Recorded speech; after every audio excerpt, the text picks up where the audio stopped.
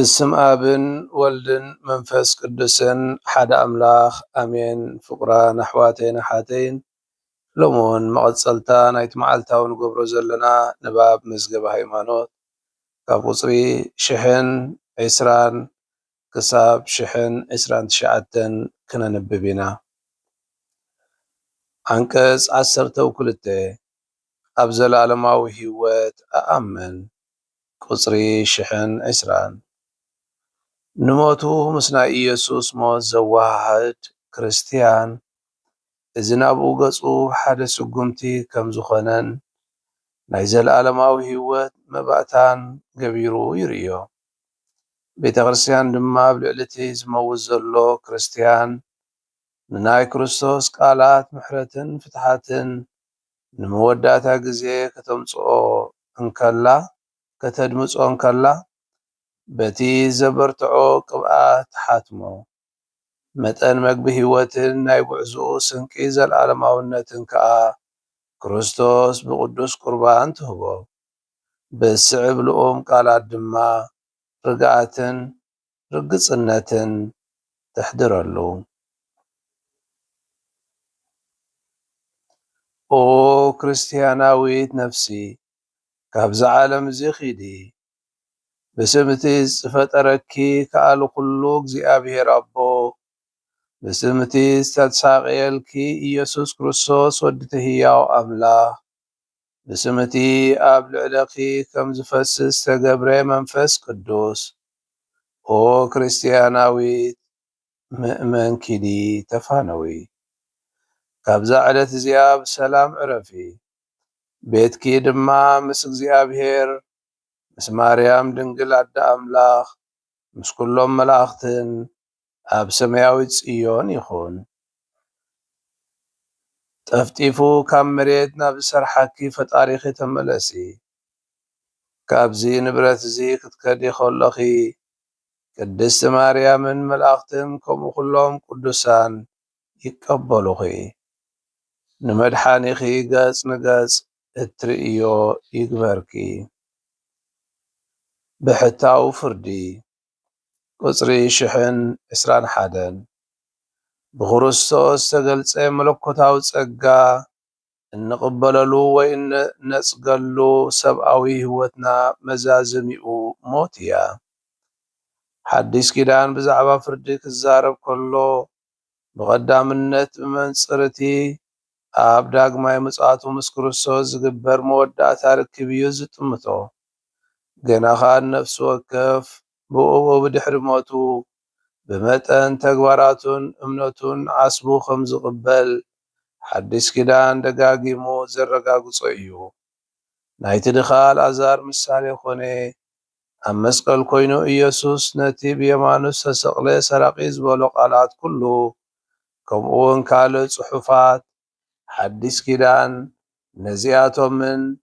ነቲኣቶምን ዝተፈላለየ ብዛዕባ እቲ ክኸውን ዘለዎ ናይ ነፍሲ መወዳእታ ዕጫ ይዛረብ። ቁጽሪ 1022 ነፍሲ ወከፍ ሰብ ኣብ ግዜ ሞቱ ንህይወቱ ምስ ክርስቶስ ዘነጻጽር ዘራኽብ ብናይ ፍላይ ብሕቲ ፍርዲ ኣብታ ዘይትመውት ነፍሱ ዘለኣለማዊ ቅፅዓቱ ይቕበል። እዚ ኸዓ ብምጽሓሕ ናብ ናይ መንግሥተ ሰማይ ብጽዕነት ይኣቱ ወይ ከዓ ብኡ ማለት ብቐጥታ ዘለኣለማዊ ኩነኔ ይቕበል። ህይወት ኣብ ምዕራባ ብዓቐን ፍቕርን ክንፍረድ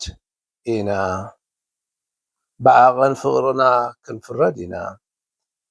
መንግሥተ ሰማይ ቁጽሪ 1023 እቶም ኣብ ጸጋ ኣምላኽን ፍቕሩን ዝሞቱ ፍጹም ምንጻሕ ዝተቐበሉን ንወትሩ ምስ ክርስቶስ ይነብሩ። ከም ኣምላኽ ንዘለኣለም ይነብሩ። ከመይ ንኣው ከምቲ ዘለዎ ገጽ ንገጽ ይርእይዎ እዮም። ብዝተዋህበና ሃዋርያዊ ስልጣን ነዚ ስዕብ ንገልጽ ኣሎና።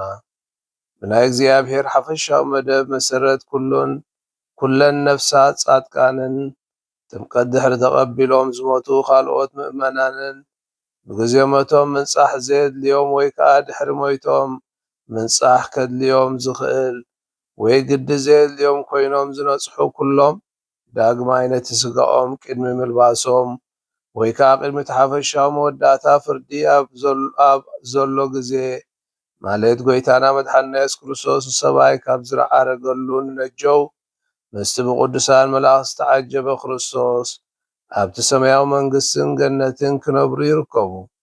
ንሓዋሩ እውን ክነብሩ እዮም። ካብ ናይ ጎይታና ኢየሱስ ክርስቶስ ስቃያትን ሞትን ኣትሒዙ እተን ነፍሳት እቲኣተን ነቲ መለኮታዊ ህላዌ ብዘይኮነ መንጎኛ ፍጡር ብቐጥታዊ ንጻሬ ራእይ ገጽ ንገጽ ክሪኦ ይርከባ። ቁጽሪ 1024 እዚ ምስ ቅድስት ሥላሴ ዝንግበር ህይወት ፍጽምና ምስ ቅድስት ሥላሴ ምስ ድንግል ማርያም ምስ መላእኽትን ኩሎም ብፃንን ኣብ ሱታፌ እንነብረሉ ህይወት መንግስተ ሰማይ ይበሃል። መንግስተ ሰማይ ማለት እምበኣር እቲ ናይ ወዲ ሰብ ዝጠለቐን ዝረቐቐን ባህግታቱ ዝፍጸመሉ መወዳእታ ዕላምኡ ማለት ታሕጓስ ዝጭበጠሉ ናይ መወዳእታን ዝለዓለን ሃለዋት ህይወት እዩ።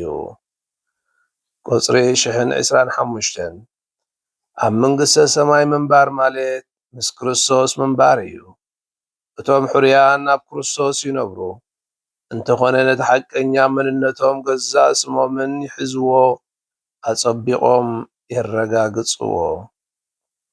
ህይወት ማለት ምስ ክርስቶስ ምንባር ስለ ዝኾነ ክርስቶስ ኣብ ዘለዎ ህይወት ኣሎ፣ መንግስተ ሰማያት ኣሎ። ቁጽሪ 1026 ኢየሱስ ክርስቶስ ብሞቱን ብትንሣኤውን መንግስተ ሰማያት ከፊቱልና እዩ።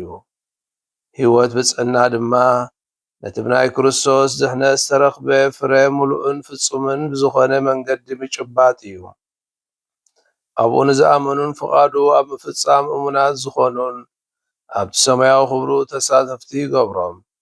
ስለዚ መንግስተ ሰማይ ክበሃል ከሎ ኣብ ክርስቶስ ፍጹም ናይ ዝተዋሃዱ ብፁዓን ማሕበር ማለት እዩ።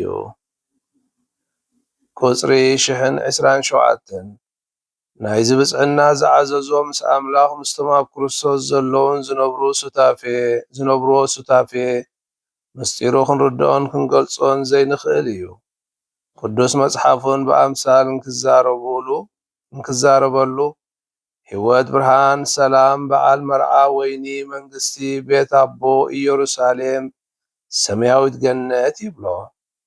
ዓይኒ ሰብ ዘይረኣየቶ፣ እዝኒ ዘይሰምዓቶ፣ ልቢ ሰብ ዘይሓለኖ ኣምላኽ ነቶም ዘፍቅሮም ኣዳልየሎም ኣሎ።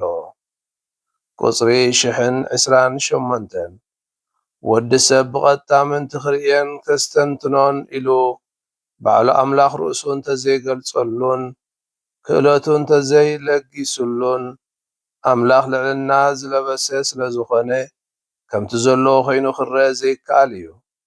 ነዚ ናይ ኣምላኽ ሰማያዊ ክብሪ ምንጻርን ምስትንታንን ቤተ ክርስቲያን ብፃኡ ራእይ ትርኢት ክትብል ትሰብዮም። እግዚኣብሔር ክትርእዮ ብኣካል ስለ ዝተፈቕደልካ ምስ ክርስቶስ ጎይታኻን ምስ ኣምላኽን ኣብ ታሕጓስ ድሕነት ዘለኣለማዊ ብርሃን ብምስታፍ ዝኸበርካ ኣብ መንግስተ ሰማይ ምስቶም ጻድቃን ዓርካነ እግዚኣብሔርን ኣብ ናይ ዘይመወታውነት ደስታ ጥሒልካ ክትሕጐሲ ክብርኻን ፍስሓኻን ክንደይ ኮን ዝዓቢ እዩ። ቁጽሪ 1029 ኣብቲ ሰማያዊ ክብሪ ኮይኖም እቶም ብፅዓን ንኻልኦት ሰባት ንፍጥረትን ብዝርኢ ፍቓድ ኣምላኽ ኣብ ምፍጻም ይቕጽሉ። ድሮ ምስ ክርስቶስ ነጊሶም ምስኡ ድማ ንዘለዓለም ዓለም ክነግሱ እዮም። ፍቁራን ኣሕዋተይን ኣሓተይን እዚ ሎሚ ዘንበብናዮ ክፍሊ መዝገበ ሃይማኖት እቲ ናይ ዘለዓለማዊ ህይወት ተዳሊልና ዘሎ ድሕሪ ሞትና እንወርሶ እንታይ ምዃኑ ዝገልጽ እዩ። ክርስትያናዊ ሞት ብሓቂ እቲ ውልቃዊ ፍርዲ ኣብ ቅድሚኡ ዝጽበዮ ጉዕዞ ወይ ኩነት ህይወትና እዩ። ዝሓለፈ መዓልታቱን ከም ዘሰነንተናዮ ሞት ንሓደ ክርስቲያን ናብቲ ናይ ምድራዊ ህይወቱ ዛዚሙ ነቲ ናይ ሰማያዊ ጉዕዝኡ ንኽጅምር ሓደ ኢሉ ዝፍልመሉ ናይ ኣምላኽ መፀዋዕታ እዩ። ወዲ ሰብ ምድራዊ ጉዕዝኡ ዛዚሙ ክሓልፍ ከሎ ግዝያዊ ምዃኑ ዘብቅዓሉ ዘይኮነስ ዘለኣለማዊ ምዃን ዝጅምረሉ እዩ። ኣብ ቅድሚ እግዚኣብሔር ከዓ እቲ ውልቃዊ ፍርዲ እንብሎ ነፍሲ ወከፍ ሰብ ድሕሪ ሞቱ ብኡ ኣብ ቅድሚ ኣምላኽ ይቐውም። ኣብዚ ፍርዲ እዚ ከዓ ነፍሲ ወከፍ ሰብ ከከም እምነቱን ግብሩን መጠን ዘፍቀሮን ዓስቡ ይቕበል ማለት እዩ። ወይ ብቐጥታ ናብ መንግስተ ሰማይ ይኸይድ ወይ ድማ ክሳዕ ዝነፅሕ ናይ ኣሰናፅሖ ወይ ድማ ፒሪፊኬሽን ግዜ ኣብ ንስሓ ቦታ ይፀንሕ ወይ ድማ ነፍሱ ካብ ኣምላኽ ፈልዩ ናብ በይኑ ገጽ እግዚኣብሔር ናብ ዘይርእየሉ ገሃነመ እሳት ይወርድ ማለት እዩ። መንግስተ ሰማያት እቲ ትርጉም ናይ መንግስተ ሰማያት ማለት ምስ ቅድስት ስላሴ ኣብ ወልድ መንፈስ ቅዱስ ብፍጹም ሕብረት ንዘለኣለም ምስኦም ምንባር ማለት እዩ። ስለዚ መንግስተ ሰማይ ክንብል ከለና ገጽ እግዚኣብሔር እናረኣና እንነብረሉ ኣብ ህላዌ ቅድስቲ ስላሴ እንነብረሉ ስፍራ እዩ። ንኣምላኽ እንሪኤሉ ድማ እቶም ኣብ መንግስተ ሰማይ ዘለዉ ንኣምላኽ ከም ዝርእይዎ ከምቲ ንሱ ዘለዎ ገጽ ንገጽ ዝርእይዎ ንሕና እውን በቲ ግዜ እቲ ብምልኣት ክንሪኦ ንኽእል። እዚ ከዓ እቲ ዝለዓለን ዝዓበየን ናይ ሰብ ዕላማ ወይ ድማ ዝዓበየ ሓጎስ ንወዲ ሰብ ክፈጥረሉ ዝኽእል ኣብዚ ምድሪ እዚ እቲ ዝዓበየ ናይ ወዲ ሰብ ንኣምላኽ ኣፍቂሩ ዝኽእለሉ ኣብቲ ዘለኣለማዊ ህይወት ከዓ እቲ ዝዓበየ ህያብ እግዚኣብሔር እንታይ እዩ ገጽ ኣምላኽ እናረኣየ ዝነብረሉ ግዜ ስለ ዝኾነ እዩ። ስለዚ እቲ ዝለዓለ ናይ ሰብ ዕላማን ናይ ዘለኣለማውነት ሓጎስ ዘውህበና ሓጎስ እንታይ እዩ እንተደኣ ኢልና ገጽ እግዚኣብሔር እናረኣኻ ምንባር እዩ። ክርስቶስ ድማ ኣፍ ደገ ናይዚ ቤት እዚ እዩ። ብሞቱን ትንሣኤን ኣቢሉ ኢየሱስ ክርስቶስ ንመንግስተ ሰማያት ከፊቱልና እዩ። መንግስተ ሰማይ ክንብል ከለና ምስ ክርስቶስ ሓደ ምዃን ማለት እዩ። ኣብ ህላዌ ክርስቶስ ምንባር ክርስቶስ ከዓ ኣባኻ ምህላው ማለት እዩ። ስለዚ እቲ ምስጢር መንግስተ ሰማይ ካብ ርድኢትና ወፃኢ እዩ። ሓደ ክንጭብጦ እንኽእል ነገር ዘይኮነሲ ካብ ርድኢና ካብ ዓቕምና ካብ ሓሳብና ወፃኢ እዩ። እቲ ኣብ መንግስተ ሰማያት ዘሎ ሰላምን ሓጎስን ካብ ዓቕሚ ናይ ርድኢት ወዲ ሰብ ንላዕሊ እዩ።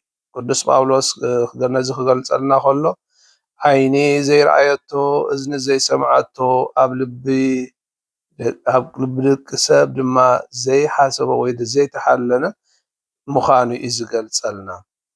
እዚ በዒንትና ብልብና ክንበፅሖ እንኽእል ክንጭብጦ እንኽእል ዘይኮነሲ ፈፂምና ርኢናዮን ኣስተሚቐርናዮን ዘይንፈልጥ ኩነት ምዃኑ እዩ ዝገልፀልና። ኣብዚ ከዓ ሓድነት ወይ ሕብረት ምስ ቅዱሳን ይህበና።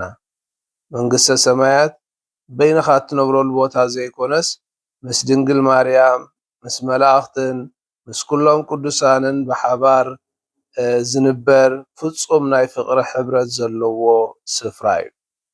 ስለዚ መንግስቲ ኣምላኽ ክንብል ከለና መንግስተ ሰማይ ክንብል ከለና ሕብረት ናይዞም ኩሎም ቅዱሳን መላእኽትን ምስ ቅድስቲ ስላሴን ብምልኣት እንህልወሉ ግዜ እዩ። ምልኣት ህይወት ከዓ ኣብኡ ዝርከበሉ እዩ። ኣብ መንግስተ ሰማይ እምበር ሰብ ነቲ ዝተፈጥረሉ ናይ መወዳእታ ዕላማን ናይ ልቡ ሓረርታን ይረክብ። ከምቲ ቅዱስ ኣጎስጢኖስ ልብና ንዓኻ ከይረኸበ ዕረፍቲ የብሉን ዝበሎ ልቢ ዕረፍቲ ይረክብ።